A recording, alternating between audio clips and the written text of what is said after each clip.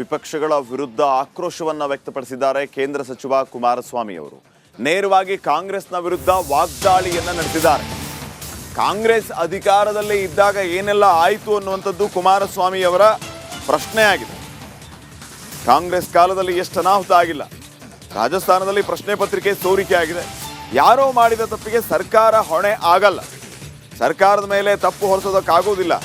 ಈ ಬಗ್ಗೆ ಚರ್ಚೆ ಮಾಡೋದಕ್ಕೆ ಕಾಂಗ್ರೆಸ್ಗೆ ನೈತಿಕತೆ ಇದೆಯಾ ಅಂತ ಕಾಂಗ್ರೆಸ್ ವಿರುದ್ಧ ಕೇಂದ್ರ ಸಚಿವ ಕುಮಾರಸ್ವಾಮಿ ಅವರು ಕಿಡಿಕಾರಿದ್ದಾರೆ.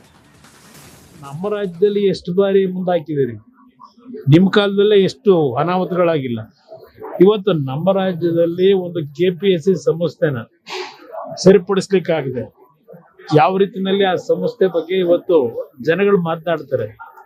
ಇವತ್ತು ಈ KPSC ಸಂಸ್ಥೆ ಹಾಳಾಗ್ತಕ್ಕಂಥದ್ದು ಪ್ರಾರಂಭ ಆಗಿದ್ದೆ ಬಹುಶಃ ನನ್ನ ಅಭಿಪ್ರಾಯದಲ್ಲಿ ಈಗಿನ ಸರ್ಕಾರ ಹಿಂದೆ 2013ರಲ್ಲಿ ಸರ್ಕಾರ ಏನು ರಚನೆ ಮಾಡಿದ್ರು ಅಲ್ಲಿಂದ ಪ್ರಾರಂಭ ಆಯ್ತು.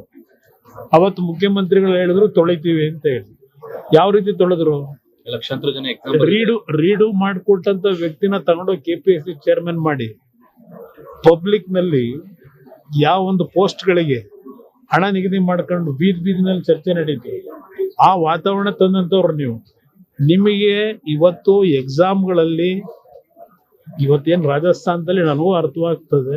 ರಾಜಸ್ಥಾನದಲ್ಲಿ ನೀಟ್ ಎಕ್ಸಾಮ್ ಬರೀತಕ್ಕಂಥ ಸಂದರ್ಭದಲ್ಲಿ ಸುಮಾರು 150ಕ್ಕೂ ಹೆಚ್ಚಿನ ಒಂದು ಪ್ರಶ್ನೆಗಳಿಗೆ ಏನೊಂದು ಹೊರಗಡೆ ಲೀಕ್ ಆಗಿದೆ. ಅದು ಇವತ್ತು ಚರ್ಚೆಗೇನು ಪ್ರಾರಂಭ ಆಗಿದೆ. ಹೌದು, ಒಂದೊಂದು ಬಾರಿ ಯಾರೋ ಮಾಡೋ ತಪ್ಪಿಗೆ ಸಂಪೂರ್ಣವಾದ ತಪ್ಪನ್ನ ಸರ್ಕಾರದ ಮೇಲೆ ವಹಿಸ್ಲಿಕ್ಕೆ ಆಗೋದಿಲ್ಲ. ನಮ್ಮ ರಾಜ್ಯದಲ್ಲಿ ವಿಪಕ್ಷಗಳ ವಿರುದ್ಧ ಆಕ್ರೋಶವನ್ನ ವ್ಯಕ್ತಪಡಿಸಿದ್ದಾರೆ ಕೇಂದ್ರ ಸಚಿವ ಕುಮಾರಸ್ವಾಮಿ ಅವರು. ನೇರವಾಗಿ ಕಾಂಗ್ರೆಸ್ನ ವಿರುದ್ಧ ವಾಗ್ದಾಳಿಯನ್ನ ನಡೆಸಿದ್ದಾರೆ. ಕಾಂಗ್ರೆಸ್ ಅಧಿಕಾರದಲ್ಲಿ ಇದ್ದಾಗ ಏನೆಲ್ಲ ಆಯಿತು ಅನ್ನುವಂಥದ್ದು ಕುಮಾರಸ್ವಾಮಿ ಅವರ ಪ್ರಶ್ನೆಯಾಗಿದೆ.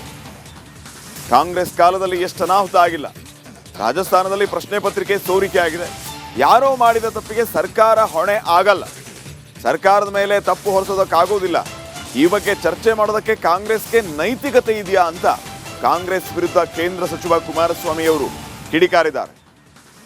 ನಮ್ಮ ರಾಜ್ಯದಲ್ಲಿ ಎಷ್ಟು ಬಾರಿ ಮುಂದಾಕಿದ್ದೀರಿ, ನಿಮ್ಮ ಕಾಲದಲ್ಲೇ ಎಷ್ಟು ಅನಾಹುತಗಳಾಗಿಲ್ಲ. ಇವತ್ತು ನಮ್ಮ ರಾಜ್ಯದಲ್ಲಿ ಒಂದು KPSC ಸಂಸ್ಥೆನ ಸರಿಪಡಿಸ್ಲಿಕ್ಕಾಗಿದೆ. ಯಾವ ರೀತಿಯಲ್ಲಿ ಆ ಸಂಸ್ಥೆ ಬಗ್ಗೆ ಇವತ್ತು ಜನಗಳು ಮಾತನಾಡ್ತಾರೆ.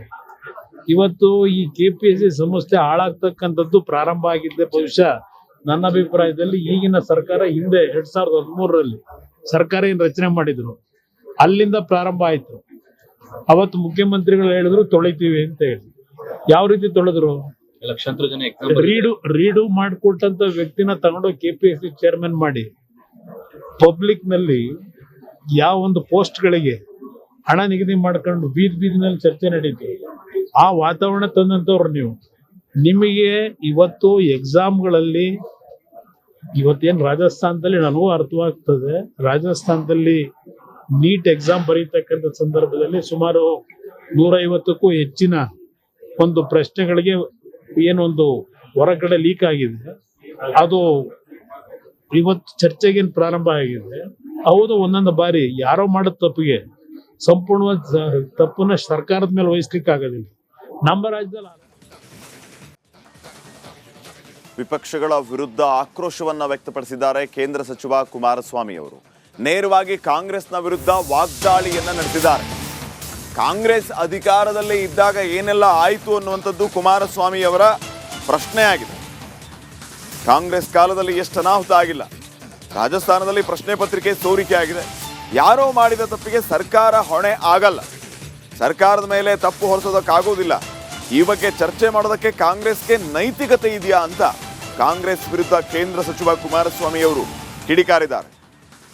ನಮ್ಮ ರಾಜ್ಯದಲ್ಲಿ ಎಷ್ಟು ಬಾರಿ ಮುಂದಾಕಿದ್ದೀರಿ, ನಿಮ್ಮ ಕಾಲದಲ್ಲೇ ಎಷ್ಟು ಅನಾಹುತಗಳಾಗಿಲ್ಲ. ಇವತ್ತು ನಮ್ಮ ರಾಜ್ಯದಲ್ಲಿ ಒಂದು KPSC ಸಂಸ್ಥೆನ ಸರಿಪಡಿಸ್ಲಿಕ್ಕಾಗಿದೆ. ಯಾವ ರೀತಿಯಲ್ಲಿ ಆ ಸಂಸ್ಥೆ ಬಗ್ಗೆ ಇವತ್ತು ಜನಗಳು ಮಾತನಾಡ್ತಾರೆ. ಇವತ್ತು ಈ KPSC ಸಂಸ್ಥೆ ಹಾಳಾಗ್ತಕ್ಕಂಥದ್ದು ಪ್ರಾರಂಭ ಆಗಿದ್ದೆ ಬಹುಶಃ ನನ್ನ ಅಭಿಪ್ರಾಯದಲ್ಲಿ ಈಗಿನ ಸರ್ಕಾರ ಹಿಂದೆ 2013ರಲ್ಲಿ ಸರ್ಕಾರ ಏನು ರಚನೆ ಮಾಡಿದ್ರು ಅಲ್ಲಿಂದ ಪ್ರಾರಂಭ ಆಯ್ತು. ಅವತ್ತು ಮುಖ್ಯಮಂತ್ರಿಗಳು ಹೇಳಿದ್ರು ತೊಳಿತೀವಿ ಅಂತ ಹೇಳಿ. ಯಾವ ರೀತಿ ತೊಳೆದ್ರು?